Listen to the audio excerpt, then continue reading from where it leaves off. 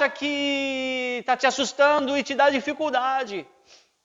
Por cima daquilo que são as suas adversidades. Por cima daquilo que são as suas perseguições, que são as suas dores, a doença que você está vivendo.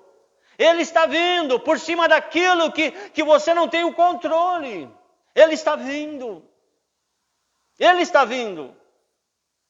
Agora, o que você precisa fazer, e aqui eu já começo com aplicações práticas dessa pregação para a nossa vida.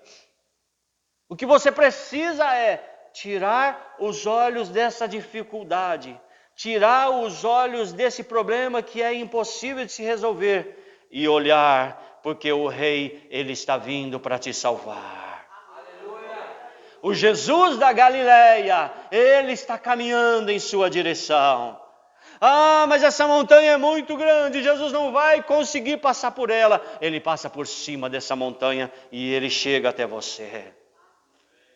Ele está vindo. Olha, olha, o Rei está vindo. Mas a gente vê no 26, e os discípulos, ao verem-no andando sobre as águas, ficaram aterrados e exclamaram: é um fantasma. E tomados de medo, gritaram. Já imaginou? Já imaginou a cena?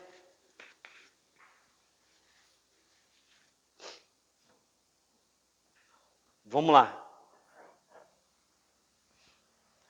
Não tinha falta de visão, porque os discípulos viram. Amém? Não tinham falta de visão. Mas a visão que os discípulos tiveram foi uma visão distorcida. Não foi uma visão clara de Jesus. Eles pensaram que era o quê? Que era o quê? Um fantasma. O que estava impedindo desses discípulos verem que era Jesus? A tempestade, a noite, os ventos, o balançar que as águas estavam causando naquele barco. O que te impede de ver que é Jesus que está vindo? São exatamente os seus problemas, suas dificuldades. Eu vou dizer uma coisa aqui, pontual, ainda mais. O que impede de você, o que impede de eu ver que é Jesus, é principalmente o meu fracasso e o seu fracasso. Os nossos fracassos, eles nos impedem de ver a solução. Os nossos fracassos, eles bloqueiam o nosso agir, eles bloqueiam a nossa fé, os nossos fracassos. É a coisa mais difícil que alguém pode conviver, é com o fracasso. A maior dificuldade que o homem tem é de vencer os seus fracassos, as suas limitações. É a maior dificuldade que ele tem, sabia? Porque para vencer o fracasso, em primeiro lugar, a pessoa ela tem que assumir, reconhecer que ela fracassou, tá? Fracassou. Fracasso é o contrário de vitória. Fracasso é o contrário de ser bem-sucedido. Fracasso é o contrário de resolver, é não resolver. Fracasso é o contrário de ser forte, é ser fraco. Fracasso muitas vezes é sinônimo de covardia. E é difícil para nós reconhecermos isso. É difícil. Tanto que o maior e o mais alto degrau da vida cristã, da vida com o Senhor, é a humildade. E exatamente a proposta que Cristo ele traz: aprendei de mim que sou manso e humilde de coração. Então, quando nós temos a humildade de reconhecermos que nós fracassamos naquilo que nós estávamos querendo fazer, realizar, então fica mais fácil da gente ver exatamente o plano de Deus na nossa vida e de nós aceitarmos a vontade de Deus para a nossa vida, de nós nos rendermos ao senhorio de Cristo, de nós reconhecermos que Jesus, Ele pode todas as coisas, de nós reconhecermos que se Jesus não trouxer a solução, nós estaremos fadados sempre ao fracasso. Nós estaremos sempre entregues aos ventos, entregues às tempestades, entregues a este mundo. Então o mundo vai soprar para cá e nós iremos, o mundo vai soprar para lá e nós iremos. Nós nunca teremos uma firmeza. Mas se nós reconhecermos que sem Deus nós não somos nada, nós seremos sempre mais do que vencedores. E os discípulos, eles começam a olhar, é um fantasma. É um fantasma. Eu pergunto para vocês, amados irmãos, amada igreja, amado ouvinte, como é que pessoas, homens barbados, experientes na vida, maduros na vida, pescadores, e também mais um agravante, homens que andaram com Jesus, homens que viram Jesus fazendo milagres, homens que tiveram ali o Senhor Jesus lhes prometendo e lhes garantindo que Ele estaria com eles. Como é que pode? De repente esses homens, eles entram num desespero tal que o que eles enxergam na frente? Fantasma. Interessante, você não acha não? Interessante. Mas se você só está vendo fantasmas na sua vida, nesta hora, o Senhor Jesus, Ele está colocando o colírio nos seus olhos para que você possa ver e enxergar a glória do teu Deus.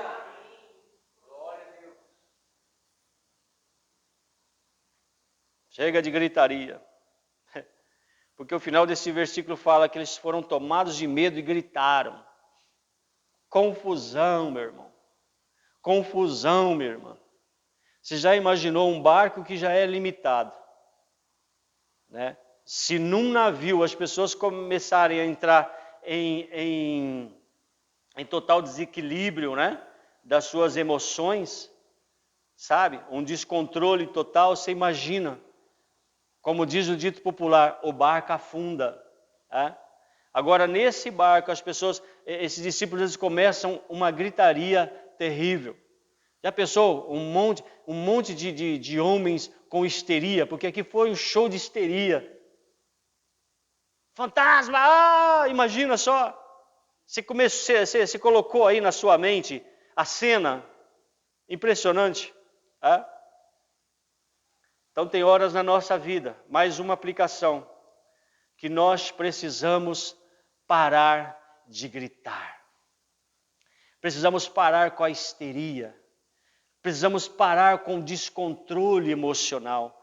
Precisamos dizer não para o descontrole emocional, provocado pelo desespero da nossa mente, das nossas emoções que estão à flor da nossa pele.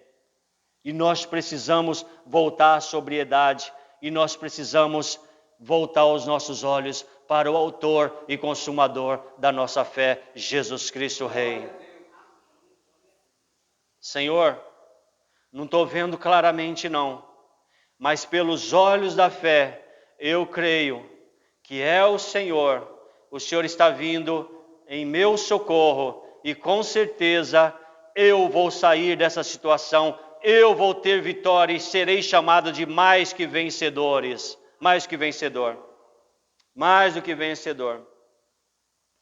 27, mas Jesus imediatamente lhes disse, tem de bom ânimo, sou eu, não temais. Aleluia. Amém? Ai, irmão, se sou eu, ai, ai, ai.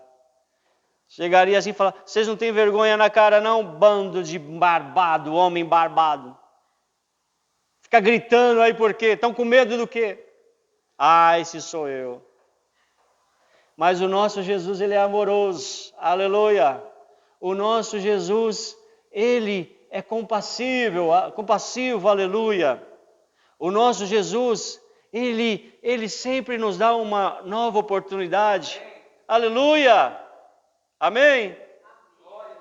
Primeiro o Senhor, Ele chega aqui e fala assim, ó. Tende bom ânimo. Ô glória. Compreensivo. Eles estavam horas lutando. Eles estavam em dificuldade já fazia tempo. E às vezes você está há anos, você está ali de forma ininterrupta, lutando para ter ali uma vitória. E você muitas vezes não consegue. Mas o Senhor Jesus, Ele está falando para você, tenha bom ânimo, ó glória. Tenha bom ânimo, tenha bom ânimo. Não espere que Jesus ele vai estar ali te acusando, te condenando, porque isso é o Satanás que vai estar fazendo nessas horas. Mas é Jesus que vai estar falando, tenha bom ânimo, tenha bom ânimo, tenha bom ânimo. Em outras palavras, eu sei que vocês estão sofrendo, eu sei que vocês estão cansados, eu sei que vocês estão frustrados, eu sei que vocês estão desiludidos, eu sei que vocês foram vencidos pelos problemas, pelas limitações, eu sei, mas tenham bom ânimo. Oh meu Deus, aleluia. Aí ele fala, sou eu.